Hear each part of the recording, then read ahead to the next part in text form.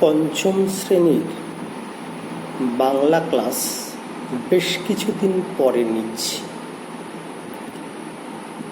ইতিমধ্যে আমরা তোমাদের দ্বিতীয় পর্বের বাংলা সিলেবাসের মধ্যে যে সমস্ত বিষয়গুলো ছিল তার বেশ কয়েকটা আলোচনা করেছি, কিন্তু আমি জানি না সেই যে কবিতাগুলো ইতিমধ্যে আলোচনা করেছি তার সারাংশ, তার প্রশ্নাবলী ইত্যাদি বলেছি, সেগুলি কতটা ইতিমধ্যে শেষ করেছ।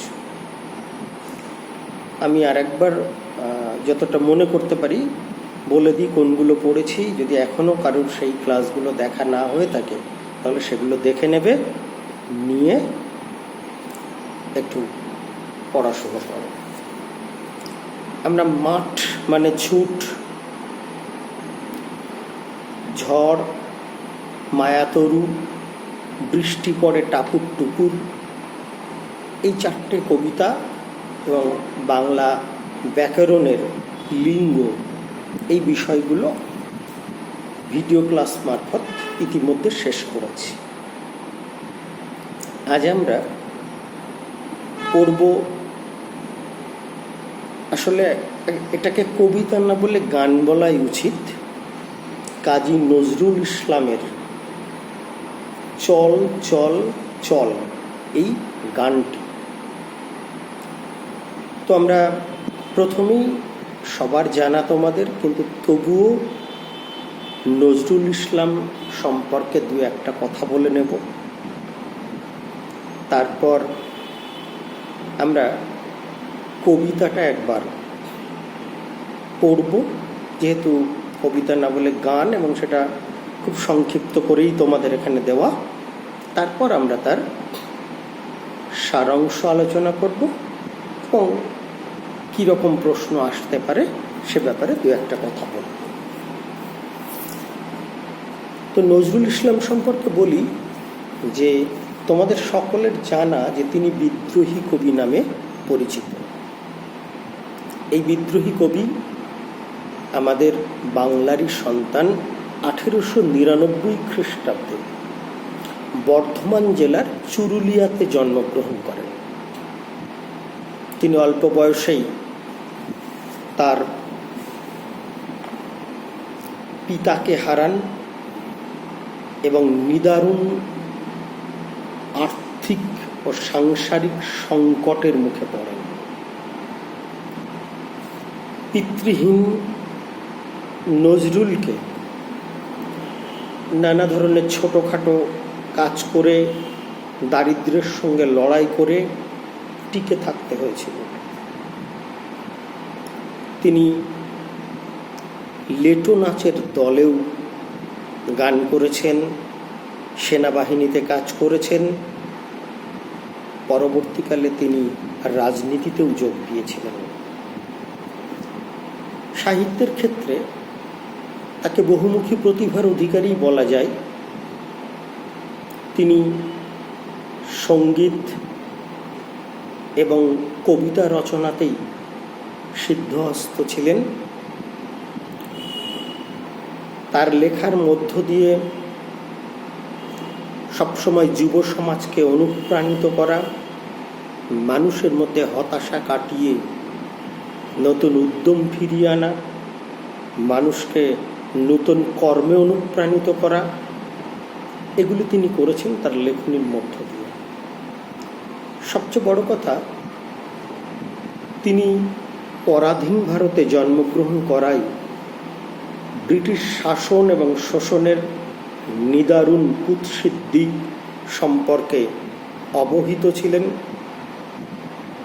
তিনি এর বিরুদ্ধে প্রতিবাদ জানিয়েছেন, যে কারণে ব্রিটিশ সরকার তাকে একাধিকবার কারারুদ্ধ করেছে, তার লেখা নিষিদ্ধ করেছে। এ সমস্ত করেই তার সারা জীবন ব্যয় করেছেন। একদিকে সাহিত্য রচনা আর একদিকে রাজনীতি করা, ব্রিটিশ বিরোধী সংগ্রামে লড়াই করা, আর ছোটবেলাতে কাটিয়েছেন অপরিসীম দারিদ্র্য এবং রুটি রুজির সন্ধানে। কাজী নজরুল ইসলামের যে গানটি আমরা পড়ব বা কবিতাটি আমরা পড়ব সেটি হচ্ছে তার সন্ধ্যা কাব্যগ্রন্থের অন্তর্গত, এবং এই চল চল কবিতাটি তার কাব্য সংকলন সঞ্চিতাতে অন্তর্ভুক্ত। এবার আমরা একবার কবিতাটা দেখে নিই।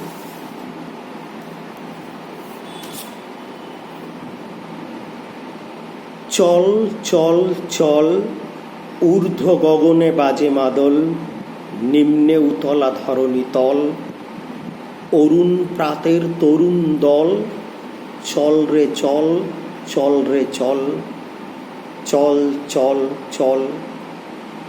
উষার দুয়ারে হানি আঘাত, আমরা আনিব রাঙা প্রভাত, আমরা টুটাবো তিমির রাত, বাধার বিন্ধ্যাচল। নবনবীনের গাহিয়া গান, সজীব করিব মহাশ্মশান, আমরা দানিব নূতন প্রাণ, বাহুতে নবীন বল, চল রে নওজওয়ান, শোন রে পাতিয়া কান, মৃত্যু তরুণ দুয়ারে, দুয়ারে জীবনের আহ্বান, ভাঙ রে ভাঙ আগল, চল রে চল, চল রে চল, চল চল চল। এই হচ্ছে কবিতা। তোমরা এই অংশটা টেক্সটে পড়ে নেবে, তারপর আসলে এই কবিতা বা গানের মধ্য দিয়ে আমরা কি বুঝতে পারি বা কবির কি মনোভাব এর মধ্য দিয়ে প্রকাশ পেয়েছে সেখানে বলবো। আগেই তোমরা পেয়েছো পরিচয় যে নজরুল ইসলাম বিদ্রোহী কবি নামে পরিচিত, এবং তার লেখনীর অন্যতম বিষয় ছিল ব্রিটিশ বিরোধিতা এবং ব্রিটিশ শোষণ ও অত্যাচারের প্রতিবাদ করা। তাই স্বদেশী আন্দোলনের সময় যাতে দেশের তরুণ সমাজ ব্রিটিশ বিরোধী আন্দোলনে উদ্বুদ্ধ হয়, তারা যাতে ঝাঁপিয়ে পড়ে, সেজন্যই তিনি এই কবিতা বা গানটি লেখেন। তিনি এক নতুন সকালের, এক নতুন প্রভাতের অনুসন্ধান করেছেন, যে রক্তিম প্রভাতে ঊর্ধ্ব আকাশ থেকে মাদলের ধ্বনি শোনা যাচ্ছে। আসলে যেন আন্দোলনকারীদের, যারা অত্যাচারিত হচ্ছে তাদের প্রতিবাদের ধ্বনি ওই মাদলের মধ্য দিয়ে চতুর্দিকে উদ্ভাসিত হচ্ছে। সেই মাদলের ধ্বনির আহ্বানে আমাদের এই ধরিত্রী, যেখানে আমরা বাস করি, যেখানে আমরা ব্রিটিশ শাসকদের দ্বারা নিপীড়িত, অত্যাচারিত, সেখানকার পৃথিবীর মানুষ যেন অস্থির হয়ে উঠছে। কবি কোনো এক শুভ অরুণ প্রভাতের কল্পনা করেছেন, যেখানে তিনি তরুণ দলকে এগিয়ে যেতে বলছেন, তরুণ দলকে ব্রিটিশ বিরোধী আন্দোলনে অনুপ্রাণিত হতে বলছেন।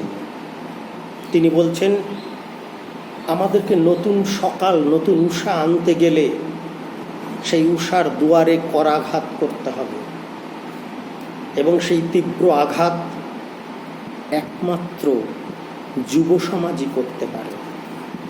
যুব সমাজই সেই বন্ধ দরজার আগল ভেঙে এক নতুন আশা উৎপাদনকারী সকাল নিয়ে আসতে পারে। অন্ধকারের মধ্যে যে হতাশা লুকিয়ে থাকে তার অবসান ঘটিয়ে পাহাড় প্রমাণ যে বাধাবিঘ্ন তা সরিয়ে এই নতুন দল, এই তরুণ দল নতুন জীবন আনতে পারে, যুব সমাজকে সজীব করবে, তার পাশাপাশি দেশবাসীকেও অনুপ্রাণিত করবে। এই দেশের মানুষের মধ্যে ওই তরুণ দল এক নতুন প্রাণের সঞ্চার করবে, নতুন উৎসাহের সঞ্চার করবে, দেশবাসীর চোখে নতুন স্বপ্ন এঁকে দেবে, তাদের বাহুতে নতুন শক্তি যোগাবে। তাই তিনি নওজওয়ানদের এগিয়ে যেতে বলেছেন, মৃত্যুর দুয়ার ভেদ করে নতুন জীবনের আহ্বান শুনিয়েছেন, যেখানে মৃত্যুর মিছিলকে অগ্রাহ্য করে কবি নওজওয়ানদের এগিয়ে যেতে বলেছেন। কারণ এদের পদধ্বনির মধ্যেই, এদের আত্মত্যাগের মধ্যেই কবি নতুন দিনের গান শুনতে পেয়েছেন, এবং এই নতুন দিনের গান শুনতে নওজওয়ানদেরও তিনি আহ্বান জানিয়েছেন। তাই এক স্বপ্ন ভরা সকালে মাদলের আহ্বানে এই নওজওয়ান যেন সমস্ত বাধা বিপত্তি প্রতিকূলতাকে অতিক্রম করে সমাজকে, দেশকে এগিয়ে নিয়ে যায়, পরাধীনতার শৃঙ্খল মোচন করে, যাতে ভেঙে চুরে নতুন কিছু তৈরি করা যায়, যেখানে মানুষের স্বার্থই মূল স্বার্থ, সকলের সমান মর্যাদা, সমান গুরুত্ব, স্বাধীনতা প্রাপ্তি। এই অনুপ্রেরণাই তিনি এই কবিতার মধ্য দিয়ে আমাদের দেন। এখানে আমরা দু একটা প্রশ্নের কথা বললেই আলোচনা শেষ পর্যায়ে যেতে পারি। সেটা হচ্ছে, এই কবিতার মধ্য দিয়ে কবি তরুণদের কাছে কি আহ্বান জানিয়েছেন? এই কবিতার মধ্য দিয়ে সমাজের কোন কোন অন্ধকার দিকের কথা তিনি বলেছেন? এই কবিতার রচয়িতাকে কোন কাব্যগ্রন্থ থেকে নেওয়া হয়েছে? আবার আমরা দানিব বলতে কি বুঝিয়েছেন? কবি কিভাবে কোন প্রতিকূলতাকে ভেঙে এগিয়ে যেতে বলেছেন? এই সমস্ত প্রশ্ন মোটামুটি এখান থেকে হতে পারে। যাই হোক, তোমরা খুব সুন্দর একটা কবিতা, এটা শুনে ভিডিও ক্লাসটা ফলো করার পরে নিজেদের টেক্সট থেকে কবিতাটা পড়বে, তারপর সারমর্ম বুঝে নিয়ে যে প্রশ্নগুলো বললাম সেগুলোর উত্তর খোঁজার চেষ্টা করবে।